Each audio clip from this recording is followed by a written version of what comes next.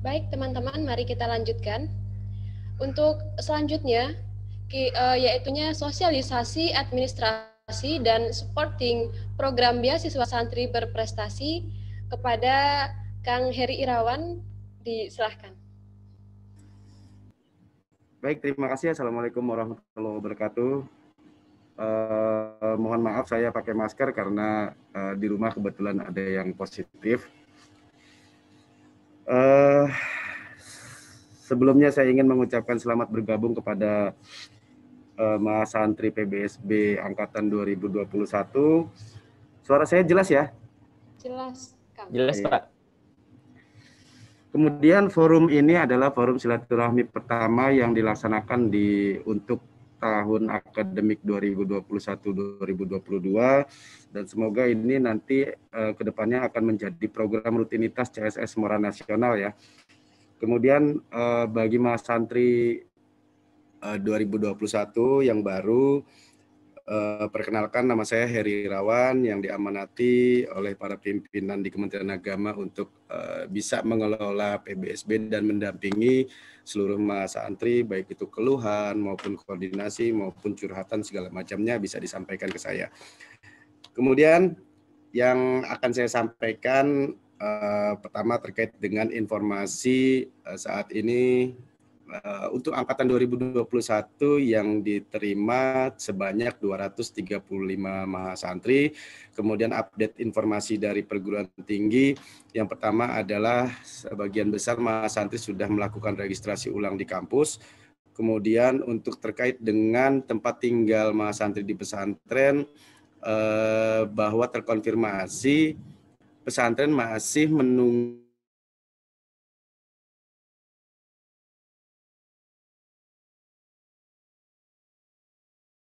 untuk tinggal langsung di pondok pesantren sekitar kampus. Kemudian yang ketiga terkait dengan pembayaran biaya studi. Nah, ini nanti mungkin saya sudah mengirimkan surat permohonan dispensasi pembayaran studi, biaya UKT dan biaya SPP kepada kampus supaya bisa ditunda sementara karena memang mengingat kami juga di Kementerian Agama belum bisa memproses administrasi dan dokumen pencairan tersebut dikarenakan masih kondisi PPKM. Yang ketiga, informasi juga ada dari angkatan 2021 yang mengundurkan diri sebanyak 3 orang dan itu sudah kita siapkan surat untuk ke pesantrennya bahwa nanti tahun depan kita akan memblokir atau memblacklist pesantren tersebut agar tidak bisa mendaftar di PBSB.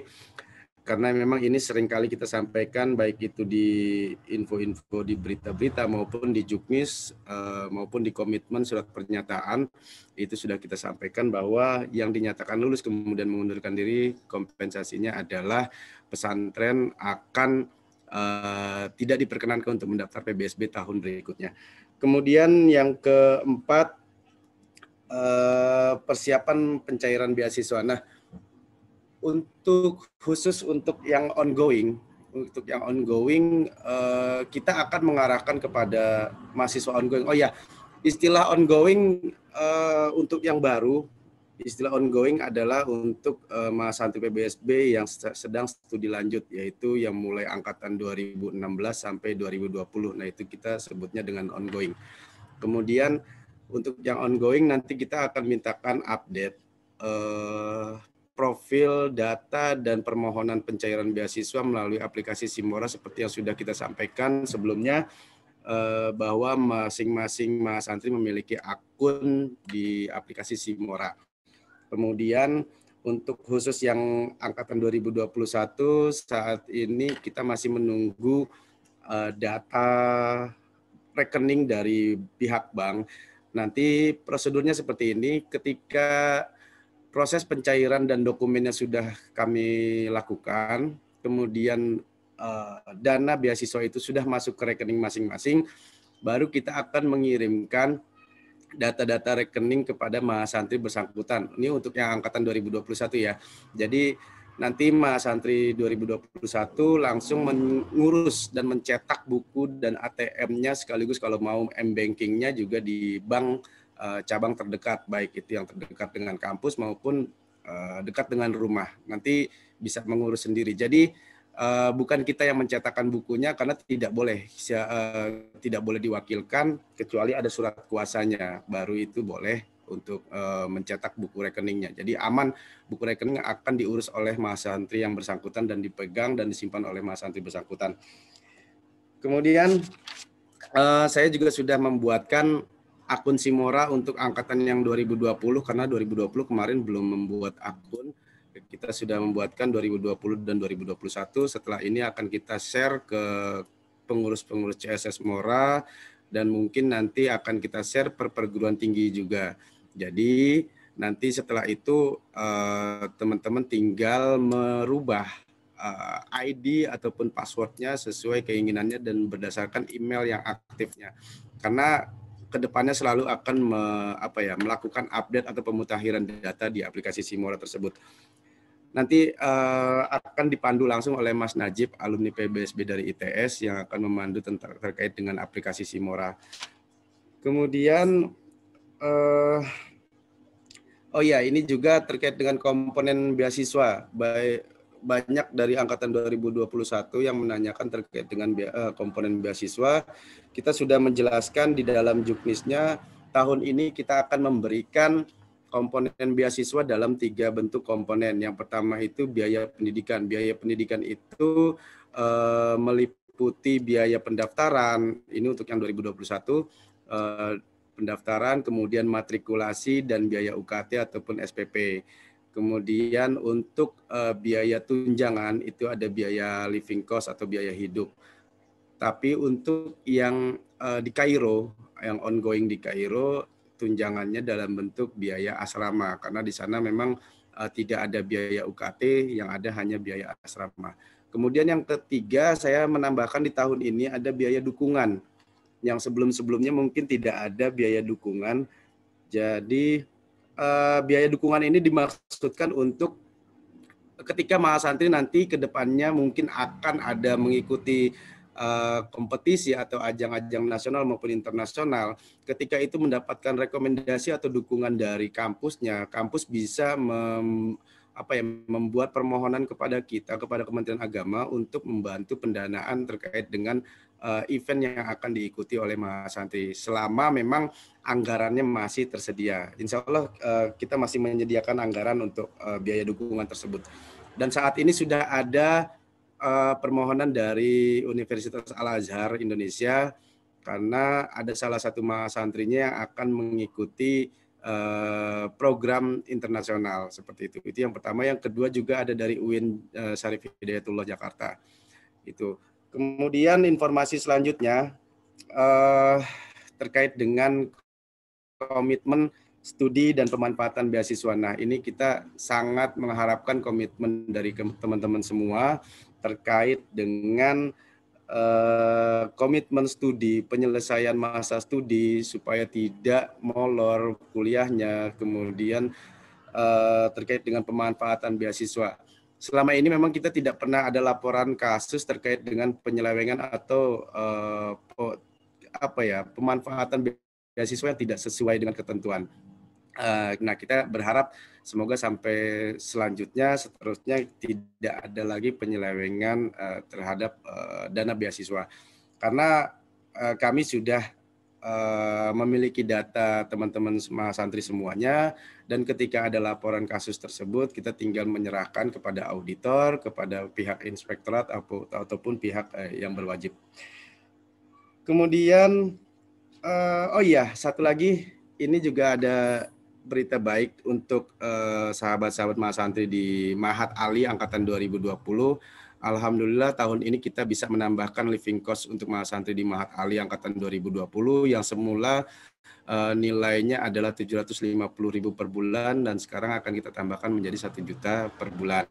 Karena memang kondisi tahun lalu anggaran PBSB ini mengalami pemotongan untuk penanggulangan COVID, dan sebenarnya tahun ini pun juga kita mengalami 2 kali pemotongan anggaran, akan tetapi alhamdulillah saya masih bisa mempertahankan anggaran PBSB untuk tidak dipotong. Jadi alhamdulillah masih bisa kita untuk menambahkan living cost untuk yang mahasantri di Mahat Ali. Nah, ini terkait dengan supporting program. Supporting program awalnya kami sudah menyiapkan program bantuan KKN nasional. Jadi untuk Mas santri yang tingkat akhir yang akan melaksanakan KKN, kami sebenarnya sudah menyiapkan skema untuk melakukan skema KKN nasional. Kita sudah komunikasi dengan perguruan tinggi dan disetujui, ini tahun lalu ya, tahun lalu kita sudah koordinasi dengan perguruan tinggi dan disetujui bahwa untuk mahasiswa PBSB diperkenankan untuk melakukan KKN nasional. Sebenarnya ini ada beririsan dengan programnya CSS Mora tadi yang disampaikan oleh Abid. Kita akan menempatkan KKN nasional di suatu wilayah di perbatasan negara. Kemudian ini kan tentunya akan varian bidang keilmuannya juga akan lebih banyak. Nah, di situ kita akan memberikan bantuan operasional ataupun bantuan insentif untuk KKN untuk yang mahasiswa yang melakukan KKN tersebut. Dan yang kedua ada lagi supporting programnya dalam bentuk program Mahasantri Mengabdi di Wilayah Perbatasan Negara. Nah, ini memang sejak tahun lalu saya punya keinginan supaya mahasantri itu jika diperkenankan oleh pesantren asalnya tidak melakukan pengabdian di pesantren asalnya, tapi kita arahkan pengabdiannya itu di pesantren-pesantren di perbatasan negara. Untuk rencananya awalnya saya menyiapkan di 2 titik, baik itu di wilayah perbatasan negara di barat, timur, ataupun tengah. Nanti tinggal menentukan sendiri, kita hanya menerima proposalnya dan kita akan kompetisikan proposalnya, proposal yang paling terbaik akan kita pilih. Nah, seperti itu. Jadi satu kelompok itu ada 10 orang yang berasal dari bidang keilmuan yang berbeda-beda dan kemudian melakukan pengabdian. Nah, cuma sayangnya karena ini kita baru mendapat instruksi untuk pemangkasan anggaran dan kemudian kita menimbang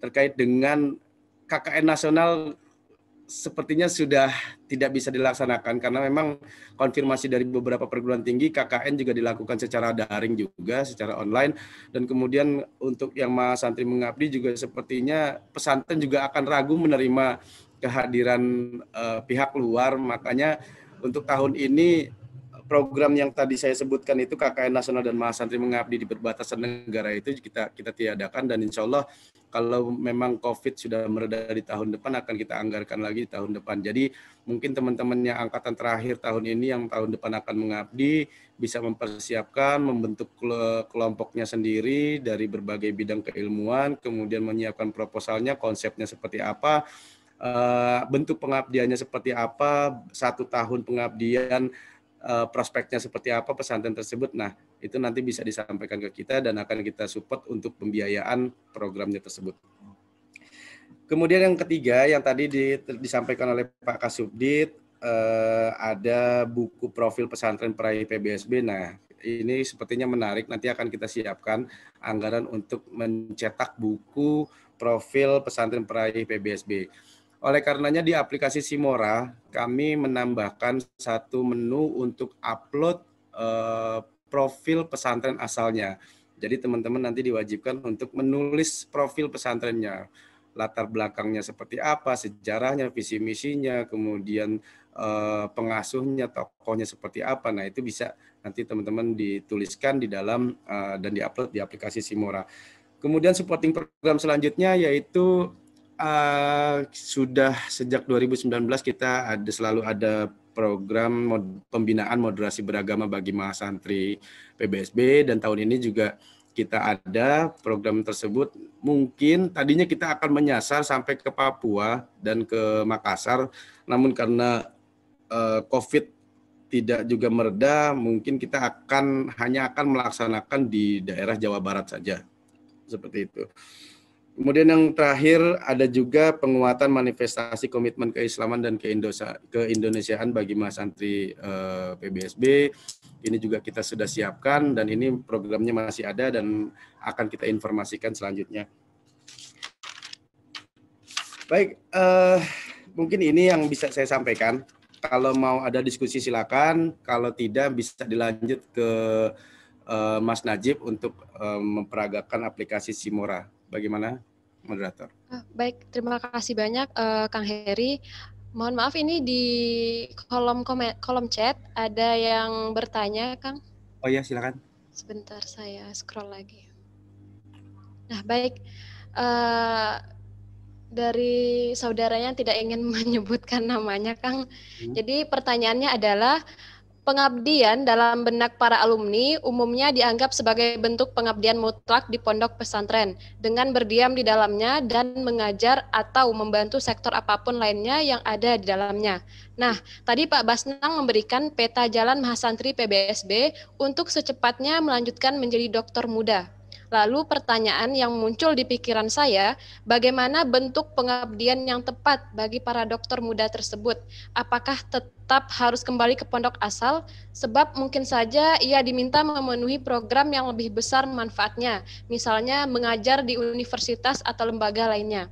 Pihak pondok juga umumnya memahami bahwa mengabdi berarti sebagaimana yang saya sampaikan tadi. Terima kasih, Kang. Begitu untuk pertanyaannya. Siap. Kalau pengabdian, memang kita sampai saat ini belum ada panduan untuk pengabdian. Nanti secepatnya saya akan menyiapkan panduan untuk pengabdian dan saya akan mendeskripsikan pengertian umum terkait dengan pengabdian itu seperti apa. Jadi kalau yang ada di kepala saya, di pemikiran saya, bahwa pengabdian itu tidak harus dalam bentuk memberikan aktivitas belajar mengajar, tidak hanya seperti itu. Dan tempat atau lokasi untuk pengabdian itu bisa dikompromikan dengan pihak pesantren asal. Jika pesantren asalnya memang mengizinkan, merekomendasikan alumni itu untuk mengabdi di luar pesantrennya, itu sangat dipersilakan, selama memang kita tetap bentuk pengabdiannya adalah dalam 3 fungsi undang-undang pesantren ya. Yang pertama adalah pendidikan, fungsi pendidikan, yang kedua adalah fungsi dakwah, yang ketiga adalah fungsi pemberdayaan sosial kemasyarakatan. Jadi seperti itu. Jadi meskipun nanti ada alumni yang kembali ke pondoknya, kemudian pondoknya kan gini, banyak kasusnya seperti ini. Ini kasus nyata. Ketika mahasantri atau alumni itu kembali ke pondoknya, tiba-tiba di pondoknya itu pun tidak ada fasilitas, umpama kedokteran, tidak bisa mengembangkan keilmuannya gitu, tidak ada fasilitas poskastrennya, tidak ada puskesmasnya, tidak ada kliniknya. Nah, kemudian akhirnya karena jam pelajarannya pun penuh, akhirnya tidak kebagian untuk mengajar. Nah, ini banyak yang akhirnya alumni itu tidak melakukan pengabdian. Tapi setelah 1 tahun atau 2 tahun datang ke pondok minta surat keterangan bahwa sudah selesai mengabdi dan mengambil ijazah ke kita. Ini banyak loh seperti ini, kasus seperti ini banyak. Makanya kita ingin sekali menghindari dari hal tersebut supaya teman-teman alumni tetap bisa tersalurkan bakatnya, tetap bisa tersalurkan bidang keilmuannya, keahliannya, meskipun tidak di pondok pesantren asalnya, selama memang mendapatkan rekomendasi atau persetujuan dari pesantrennya. Contoh, kita ingin membangun kerjasama kemitraan dengan Kementerian Kesehatan, khususnya untuk yang kedokteran dan farmasi dan sebagainya, bahwa kalau memang Kemenkes membutuhkan atau ada tempat-tempat untuk pengabdian alumni tersebut, itu bisa diarahkan ke lokasi yang ditentukan oleh Kementerian Kesehatan, seperti itu. Tapi dengan catatan seperti tadi ya, dapat persetujuan dari pesantren asalnya. Nah, itu yang pertama. Yang kedua, kita juga tidak menutup kemungkinan jika alumni nanti mengabdi di lembaga-lembaga pendidikan keagamaan Islam, tidak hanya di pesantren asalnya, tapi juga yang perbedaan antara dalam undang-undang pesantren itu kan ada perbedaan antara pesantren dengan lembaga pendidikan keagamaan Islam. Nah, bentuk contohnya lembaga pendidikan keagamaan Islam itu ada contohnya kayak TPQ, kemudian ada Madrasah Diniyah Takmiliyah. Nah, ini kan bisa juga jadi lokasi untuk pengabdian seperti itu. Terus kemudian makanya dari deskripsi yang saya pahami tadi, Makanya kita menyiapkan program salah satunya itu yang tadi, yaitu Mas Santri mengabdi di pesantren perbatasan negara. Nah, ini kan salah satunya juga sebagai mandatori Presiden bahwa kita mau memajukan lembaga-lembaga pesantren yang berada di perbatasan negara maupun di wilayah 3T. Nah, oleh karenanya kita membuat program ini, dan ya tadi qadarullah juga ternyata memang COVID juga belum mereda, akhirnya kemungkinan akan kita laksanakan di tahun depan, semoga. Jadi seperti itu ya. Baik, terima kasih Kang. Saya rasa sudah sangat terjawab untuk pertanyaan yang tadi. Selanjutnya kami persilahkan kepada tadi itu Mbak Fatimah.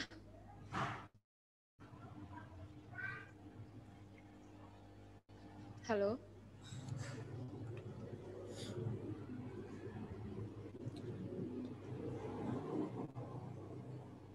Oh ya, sebentar. Silakan. Ya, terima kasih Mbak Moderator. Bapak izin bertanya terkait pengabdian. Tadi sudah disinggung sama Pak Basenang dan mungkin di tahun 2018 juga sudah diumumkan bahwasanya masa pengabdiannya hanya selama 2 tahun saja. Namun di pesantren saya masih tahunnya itu pengabdian minimal 3 tahun. Apakah sudah ada SK-nya Pak terkait ketentuan yang baru terkait pengabdian yang 2 tahun? Karena kalau tidak bisa atau belum menyodorkan atau memberitahu SK atau surat edaran dari Kementerian Agama, nantinya dari pesantren itu tidak akan harus 3 tahun gitu Pak, jadi nggak bisa 2 tahun ya, seperti itu Pak.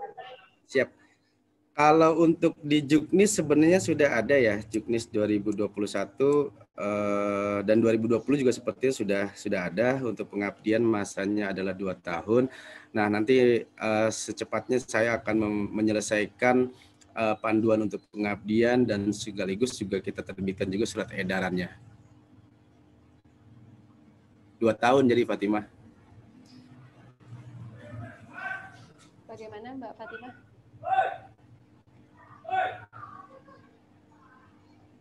Fatimah. Ya Bapak, terima kasih. Tadi ini nggak bisa di-unmute, jadi saya tidak bisa menjawabnya. Ya Bapak, terima kasih. Kiranya kapan ya Pak untuk SK edarannya bisa bisa didapatkan? Insya Allah paling lambat akhir Juli ya. Oh iya Pak. Siap, terima kasih Pak. Ya, sama-sama. Baik, terima kasih Kang. Selanjutnya masih ada pertanyaan. Untuk pertanyaan dari Renita dan Siti Maun, saya kira sudah terjawab juga. Kita lanjut ke pertanyaan selanjutnya dari Indah Sari. Tadi dikatakan bahwa jika lolos PBSB akan tetapi tidak diambil dan digugurkan. Kemudian pondok tersebut akan di blacklist dan tidak bisa menerima PBSB di tahun selanjutnya.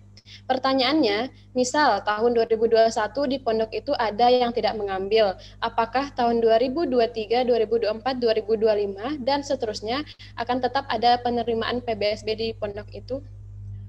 Ya, jadi yang di blacklist itu hanya 1 tahun berikutnya. Kalau 2021 lulus kemudian mengundurkan diri, maka pesantren itu tidak bisa daftar PBSB di tahun 2022. Seperti itu. Di 2023 dan seterusnya masih bisa lagi.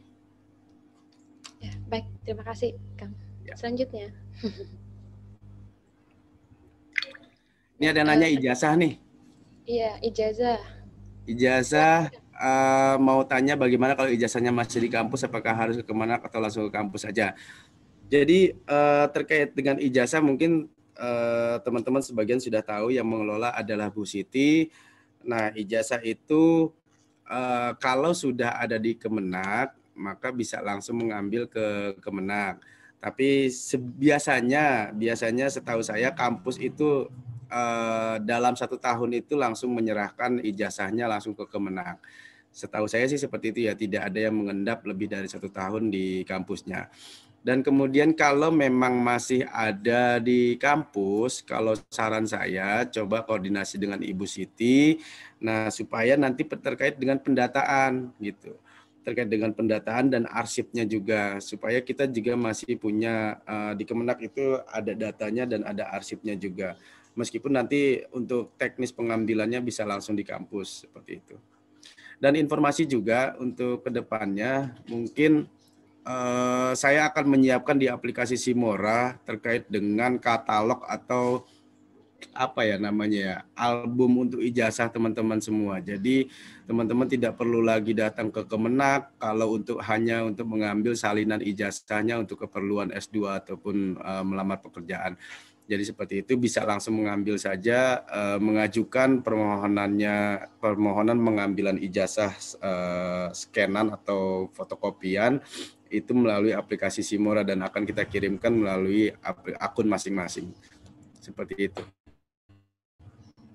Karena juga Bu Siti tahun depan juga insya Allah akan pindah, tidak lagi di Kementerian Agama, tapi juga dia akan pindah ke Pemda DKI. Baik Kang, terima kasih. Kita lanjut ke pertanyaan selanjutnya. Izin bertanya terkait dengan laporan hasil pengabdian, seperti apa formatnya dan bagaimana mekanisme pengiriman laporannya?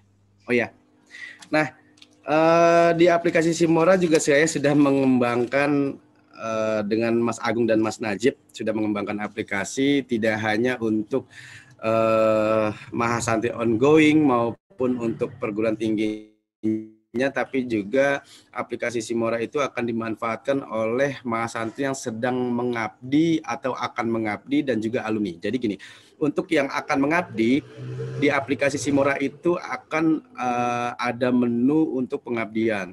Jadi sebelum mengabdi itu teman-teman mengajukan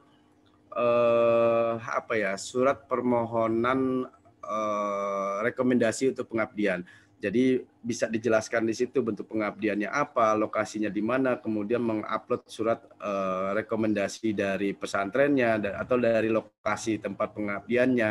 Nah, nanti setelah itu kita akan memberikan surat persetujuan pengabdian. Setelah itu nanti teman-teman saat mengabdi di aplikasi Simora juga akan kita sertakan juga absensi per hari. Seperti itu. Jadi kita inginnya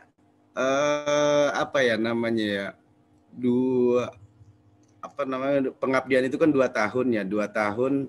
Kalau kita kan juga tidak tahu ya, pengabdian itu apakah memang setiap hari berturut-turut ataukah dihitung per hari. Nah, seperti itu. Jadi saya ingin mempermudah saja ini pengabdiannya selama 2 tahun. Baik itu full ataupun tidak full nanti kan akan disampaikan melalui surat permohonan untuk pengabdian. Bentuknya seperti itu. Kemudian nanti absensinya juga akan seperti itu. Teman-teman absensi pengabdian di aplikasi Simora dan sekaligus juga saat melakukan permohonan itu teman-teman menentukan PIN lokasi tempat pengabdiannya. Jadi nanti teman-teman akan diperkenankan mengisi absensi itu di radius 100 meter atau 200 meter dari lokasi tempat pengabdian. Jadi kalau tidak di tempat pengabdian maka absensinya akan bolong. Seperti itu. Nah, kemudian di akhir pengabdian teman-teman juga akan ada format untuk upload laporan pengabdian. Kemudian dengan dokumentasinya. Nah, semuanya akan dilakukan melalui aplikasi Simora. Baik, Kang, terima kasih banyak. Ya. Selanjutnya, pertanyaan dari Munzir. Bagi pondok yang belum bisa menyediakan tempat pengabdian untuk alumni PBSB, apakah alumni PBSB bisa mendaftar CPNS? Kang, terima kasih. Kalau saya sih, kalau ada kesempatan kenapa enggak gitu. Ya, kita juga tidak ingin mempersulit ya. Kalau memang itu ada kesempatannya, ada peluangnya untuk mendaftar CPNS, kenapa enggak gitu. Jadi pengabdian itu nanti kita akan buat pengertian umumnya selama memang tidak ada aktivitas lain ya, tidak ada aktivitas lain itu ya dalam bentuk studi S2 atau S3, kemudian tidak melamar CPNS. Nah, itu yang nganggur lah setelah lulus kuliah kemudian ada nganggur 1 tahun atau 2 tahun mau langsung pengabdian itu baru kita namai pengabdian. Tapi kalau memang mau langsung CPNS pun tidak apa-apa. Kalau saya sih seperti itu. Baik, menurut saya sudah terjawab ya Mas Mundir. Sebelum kita lanjut ke pertanyaan selanjutnya, kami persilahkan kepada seluruh peserta yang hadir untuk mengisi presensi yang sudah dikirimkan di kolom chat. Baik, Kang, kita lanjutkan ke pertanyaan selanjutnya, yaitunya tentang domisili asrama. Apakah kita dibolehkan memilih untuk bertempat tinggal? Misalnya teman-teman saya ada di pondok A, tapi saya di pondok B, atau malah ngekos. Bagaimana, Kang? Kalau untuk pesantren, tempat selama kuliah itu ditentukan oleh pihak kampus dengan persetujuan dari Kementerian Agama. Jadi memang bukan Kementerian Agama sendiri yang menentukan. Nah, nanti untuk terkait dengan lokasi pesantrennya bisa koordinasi langsung dengan pihak kampus saja. Pihak kampus merekomendasikannya di mana. Ada juga beberapa kampus kan yang langsung memang menyediakan fasilitas asrama ya untuk mahasantri di kampusnya. Ada juga yang memang dialihkan ke pesantren-pesantren sekitar. Nah, itu nanti bisa koordinasi dengan pihak kampus. Jadi kita tidak pernah menentukan kampus pesantrennya. Seperti itu. Baik. Selanjutnya, ada lagi yang berkaitan dengan ijazah tadi, Kang. Untuk masa pandemi ini, mengambilnya itu apakah ke Kemenak Pusat di Jakarta atau bisa dikirim, kita, Kang? Kalau untuk ijazah asli harus ke Kemenak, karena itu kan dokumen penting ya. Kita khawatir aja terjadi apa-apa gitu saat pengiriman. Nah, itu kan akan merugikan. Kalau bisa sih langsung datang ke Kementerian Agama. Ini ada yang nanya nih, direct message nih. Bisakah saya langsung dapat ijazah tanpa kuliah?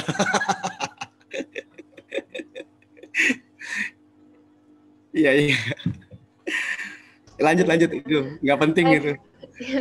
Kita lanjutkan, Kang. Oke, selanjutnya tentang pengabdian tentang pengabdian ini, Kang.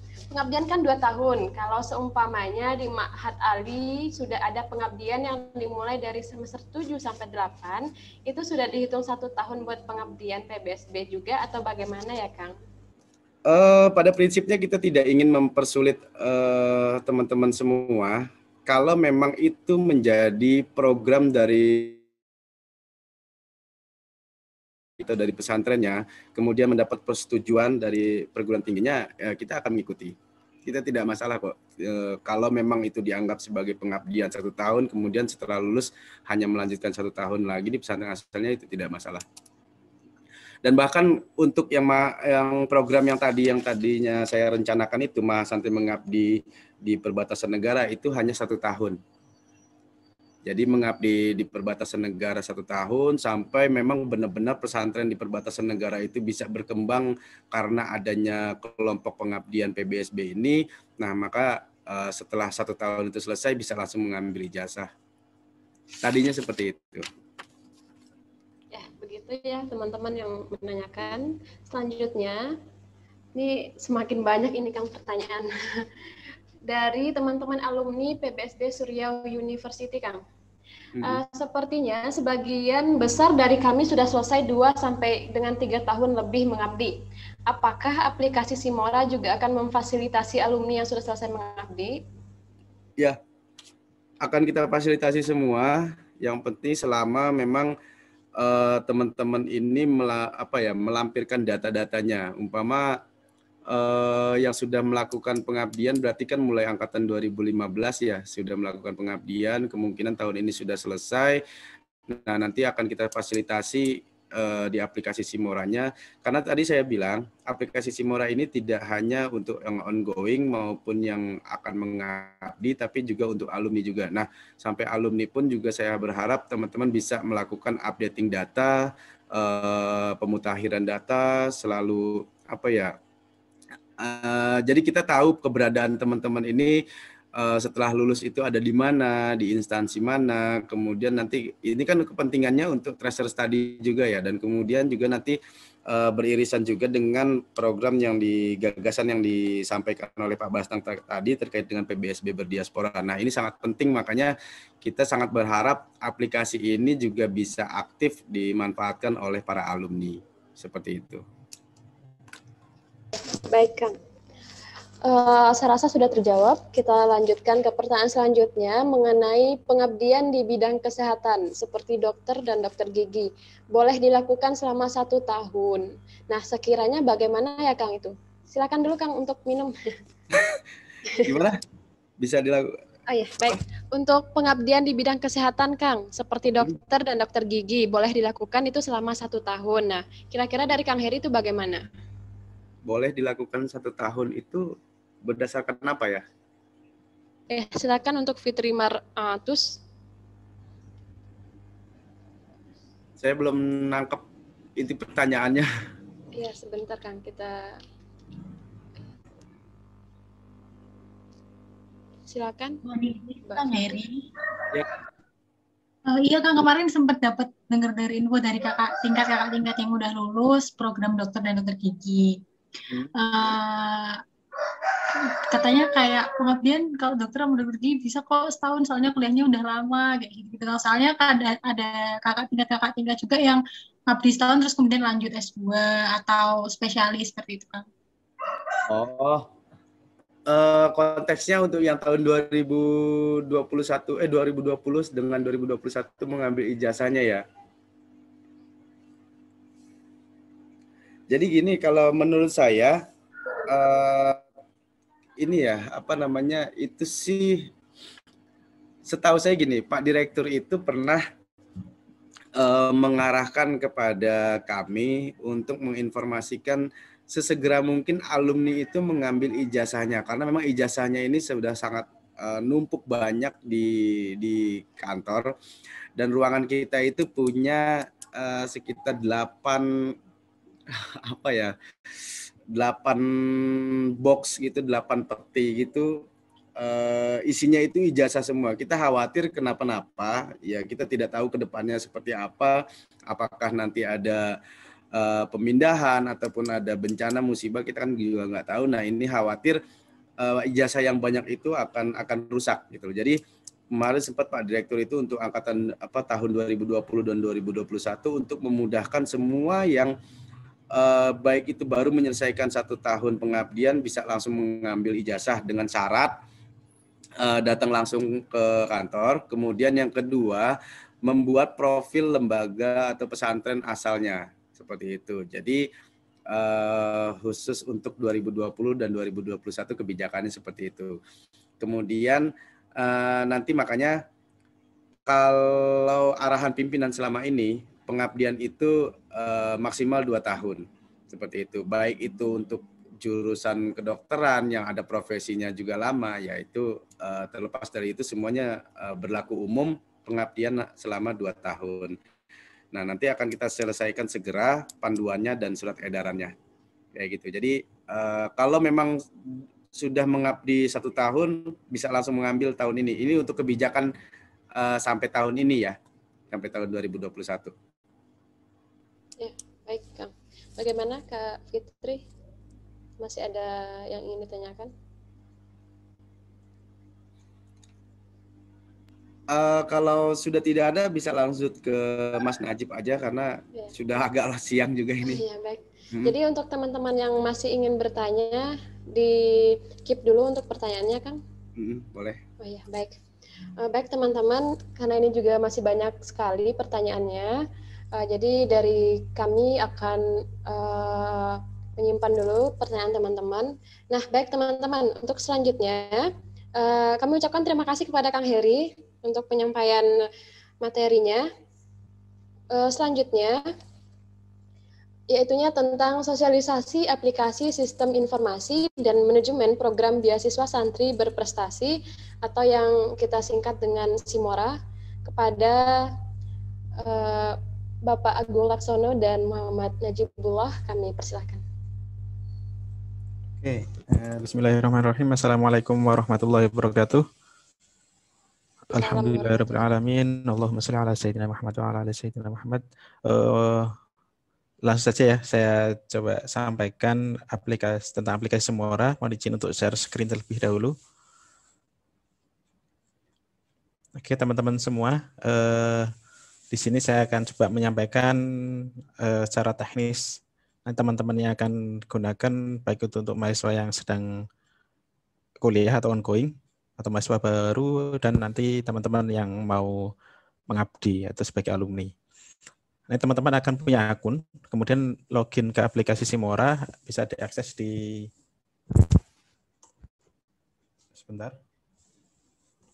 di PD Pontren, kemudian /Simora. Nanti mungkin di-share alamatnya, nanti silakan login menggunakan akun yang sudah diberikan atau nanti akan di-share untuk mahasiswa baru. Nah, nanti ketika login, teman-teman akan mendapatkan tampilan seperti ini. Yang pertama adalah halaman profil. Nanti untuk mahasiswa baru, nanti profilnya belum lengkap, silahkan diklik dulu ubah profil untuk melengkapi data pribadi, kemudian data pesantren, asal pesantrennya. Kalau kita coba di sini, klik ubah profil, nanti teman-teman masukkan nama pesantren dan mengganti email. Ya, karena yang nanti kita berikan untuk mahasiswa baru menggunakan nomor yang acak, nanti bisa diganti dengan email yang aktif. Dilengkapi semua datanya, kemudian asal pesantrennya, kemudian alamat sekarang. Setelah itu akan muncul seperti ini, teman-teman. Setelah teman-teman lengkapi, maka akan tersebar datanya dan nanti data ini yang akan dikelola oleh pusat. Dari asal pondok pesantrennya sekarang di kuliah di mana, kemudian alamat sekarang di mana, nomor teleponnya aktif, dan lain sebagainya. Kemudian setelah itu, teman-teman juga diminta untuk mengupload dokumen pribadi. Dokumen pribadi ini kebutuhannya untuk nanti ketika teman-teman mau mengajukan beasiswa. Jadi setiap kali mau mengajukan beasiswa, nanti akan mengambil data-data pribadi ini. Nah, ini di-update cukup sekali, kecuali teman-teman ganti nama, ya misalnya KTP kan, misalnya ganti nama, KTP-nya berubah berarti. Kalau nggak ada perubahan ya cukup sekali, seumur hidup. Seperti itu kira-kira teman-teman. Silahkan dilengkapi datanya, ukuran maksimal filenya minta tolong di bawah ini, ya, agar beban server tidak terlalu penuh. Kemudian format file yang bisa di-upload adalah file-file image. Setelah melengkapi profil, dokumen pribadi, kemudian nanti masukkan data rekeningnya, yang mana nanti data rekening ini untuk mahasiswa baru mungkin dibuatkan oleh pusat, tapi nanti teman-teman tadi yang disampaikan Mas Heri, teman-teman nanti akan mencetak buku rekening sendiri dan nanti coba di-upload ke sini buku rekeningnya. Kemudian setelah itu teman-teman bisa melengkapi data organisasi, kemudian data prestasi, ya ada kategori-kategori, nanti mungkin ini sebagai bahan pengelola untuk memberikan apresiasi mungkin nanti ya, jika ada yang internasional atau nasional prestasinya. Kemudian yang paling penting di sini adalah fitur pengajuan beasiswa. Bagi teman-teman nanti akan setiap tahun ya, nanti mohon dikoreksi kalau saya salah menyampaikan, jadi nanti akan membuat pengajuan beasiswa dengan melampirkan beberapa persyaratan. Ada tahun anggaran, berarti nanti 2021 kalau ini. Kemudian ada surat pernyataan komitmen, ini format 2020, nanti kalau 2021 ada perubahan akan disesuaikan cara aplikasi. Jadi template-nya juga sudah ada di sini, template-templatenya teman-teman bisa melengkapi ini dan mengupload semua dokumen-dokumen yang dibutuhkan untuk pengajuan beasiswa. Teman-teman yang sedang ongoing, yang alumni sudah tidak bisa mengajukan beasiswa lagi ya, karena ini untuk biaya pendidikan. Kemudian ini ganti password, jadi teman-teman nanti minta tolong setelah dapat akun segera lengkapi data profil, kemudian yang terakhir adalah ganti password. Nanti passwordnya diganti di sini. Nah itu kira-kira untuk yang ongoing, fitur-fiturnya secara ringkas, ya secara umum saya sampaikan, nanti mungkin teman-teman langsung bisa nyoba di aplikasinya, mengisi data dan melengkapi data masing-masing. Setelah itu, untuk alumni, untuk yang misalnya mau lulus atau sudah lulus, dilengkapi dulu form kelulusan, misalnya di sini tahun lulusnya 2021, lama studinya misalnya 4 tahun, semester terakhirnya 8, misalnya seperti itu. Judul skripsi misalnya, pandangan Islam terhadap, ada yang orator nih. Karena teman-teman tolong dikondisikan, jangan coret-coret ya.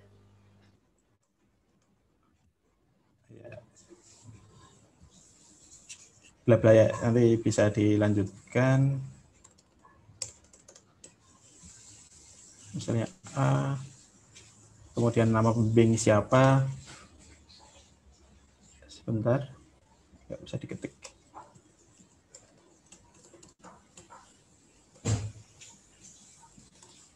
Nama pembimbing 2 ini bisa dikosongkan kalau yang tidak ada ya. IPK terakhirnya, kemudian SKS kumulatifnya, misalnya jumlah SKS-nya, tanggal yudisiumnya berapa, kemudian predikat lulusnya, kamlot, sangat memuaskan atau memuaskan. Itu klik simpan, maka nanti akan muncul menu-menu baru, teman-teman ya. Bagi teman-teman yang sudah mengisi form kelulusan akan muncul menu-menu baru. Yang pertama yaitu ada absensi pengabdian nanti di sini, teman-teman ya. Nah, di sini nanti ada absensi ketika pengabdian, nanti ketika teman-teman ngambil ijazah mungkin pengelola bisa melihat rekor absensi teman-teman, apakah diisi atau apa sih kira-kira pengabdiannya gitu. Jadi nggak sekedar laporan yang laporan terakhirnya. Jadi teman-teman bisa di sini klik absensi, kemudian apakah kerja di rumah atau kerja di pesantren. Kerja di rumah ini kita sesuaikan, nanti mungkin butuh masukan. Misalnya dari kantor masuk, ayo udah lompat ya. Sebentar. Sesinya habis. Saya stop dulu sebentar, saya login lagi. Baik.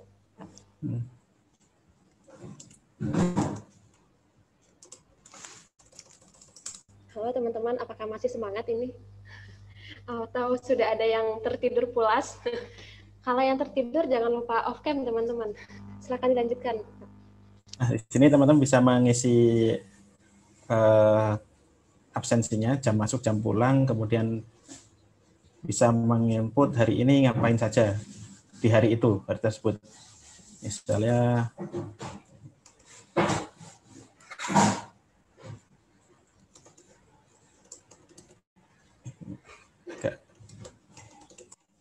seperti itu.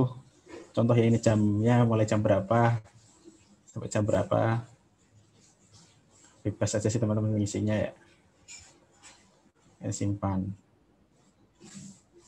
Nah, nanti akan misalnya jam 11.12 ini kerja bakti atau apa, misalnya rapat membuat kurikulum. Ini mouse-nya agak rusak.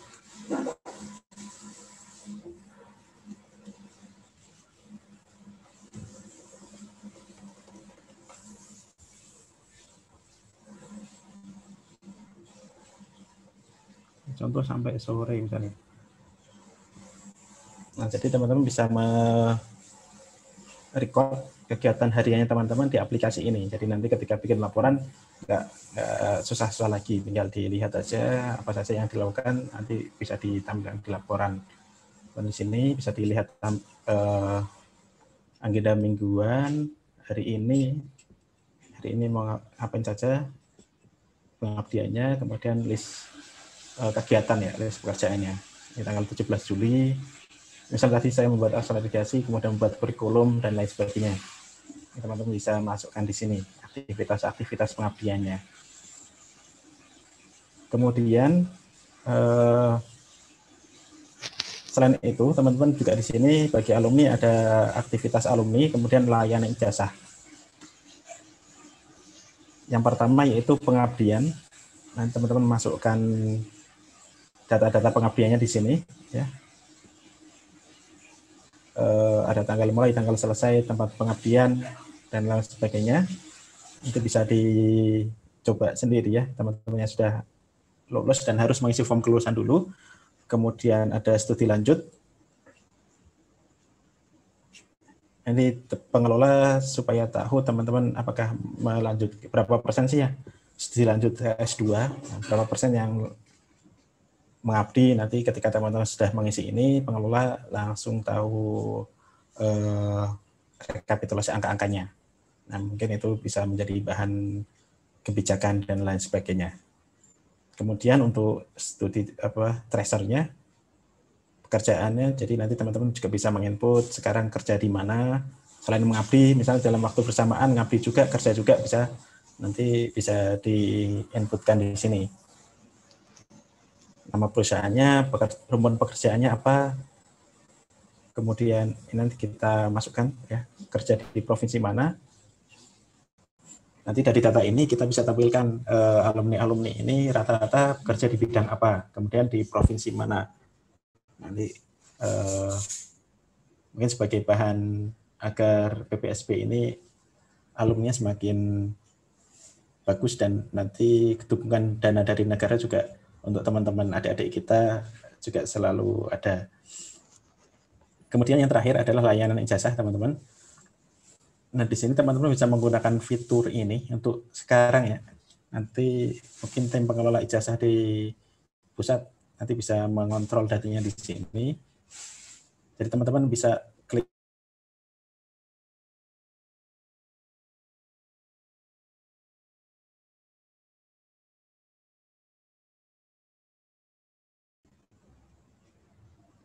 maka teman-teman masukkan pengajuannya untuk apa, peminjamannya, tanggal pinjamnya mau tanggal berapa di sini di input, kemudian durasinya berapa lama, karena pinjam berarti harus dikembalikan ya kalau pinjam, kemudian tanggal pengembaliannya kira-kira kapan nantinya, kemudian ada surat keterangan dari pengasuh atau dari pesantren, itu sebagai landasan ketika teman-teman misalnya mau melanjutkan S2 kan harus pinjam ijazah dulu. Dulu saya juga seperti itu teman-teman. Dulu saya minta surat keterangan dari pesantren, kemudian untuk meminjam ijazah sebagai persyaratan mendaftar studi lanjut. Nah, itu kalau dulu masih, sekarang juga masih manual ya, datang ke Kemenak bawa surat, kemudian dikasih fotokopi ijazah, kemudian dilegalisir, dan itu bisa sebagai syarat untuk pendaftaran studi lanjut. Kemudian kalau teman-teman sudah selesai pengabdian, mau pengambilan ijazah, maka di sini pilih pengambilan teman-teman ya. Kemudian ada laporan dan keterangan pengasuh, tanggal pengambilan tanggal berapa, kemudian nanti akan dilihat oleh pengelola apakah bisa atau tidak, seperti itu tanggal tersebut. Nanti bisa dicoba dulu teman-teman yang mengambil ijazah misalnya, tapi harus melengkapi semua profilnya, laporan dan lain sebagainya. Jadi untuk hari ini mungkin nanti teman-teman bisa melihat fitur-fiturnya, kira-kira syarat apa yang harus dilengkapi untuk teman-teman alumni yang mau mengambil ijazah. Nah, nanti bisa disesuaikan dengan ini. Dan untuk format laporannya belum ada template-nya di sini ya teman-teman. Nanti mungkin ketika sudah ada template-nya kita juga akan tempelkan di sini. Jadi ketika teman-teman buka pengambilan atau pinjaman, di sini ada surat keterangan ya. Kalau pengambilan berarti harus upload laporan. Nanti kita akan coba tampilkan panduan membuat laporan, atau kalau ada template ya template seperti itu teman-teman. Seperti halnya yang pengajuan. Oh, di sini sudah ada lagi menu pengajuan bantuan karena statusnya sudah menjadi alumni. Kalau di pengajuan bantuan itu kan ada template-nya, setiap dokumennya diupload ada aturan-aturannya karena berhubungan dengan keuangan anggaran negara. Nah, kira-kira seperti itu yang bisa saya sampaikan untuk akun Mahasantri dan alumni. Semoga aplikasi ini bisa membantu teman-teman dan kita semua dalam pengelolaan baik yang masih studi ataupun nanti yang pengabdian. Saya kira itu, mohon maaf apabila ada kekurangan dalam penyampaian. Terima kasih atas waktunya. Assalamualaikum warahmatullahi wabarakatuh. Waalaikumsalam warahmatullahi wabarakatuh. Terima kasih kepada Bapak Ahmad Najibullah. Baik teman-teman, mungkin dari teman-teman ada yang ingin bertanya terlebih dahulu tentang aplikasi Simora ini?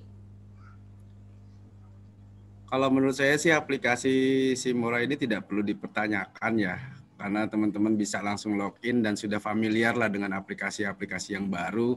Semua fiturnya, keterangannya sudah ada, semua sudah disediakan. Sepertinya hanya tinggal eksekusi dan melengkapi saja sebenarnya. Oke, baik. Ini ada yang bertanya, Kang Heri. tanya Pak, info login santri 2020. Apakah ini mengenai yang alumni loginnya bagaimana? Oh iya, tadi sudah saya jelaskan, nanti setelah ini akan kita share akun-akun santri untuk yang 2020 dan 2021 sekaligus. Nanti akan kita share ke ke pengurus CSS dan ke perguruan tinggi masing-masing.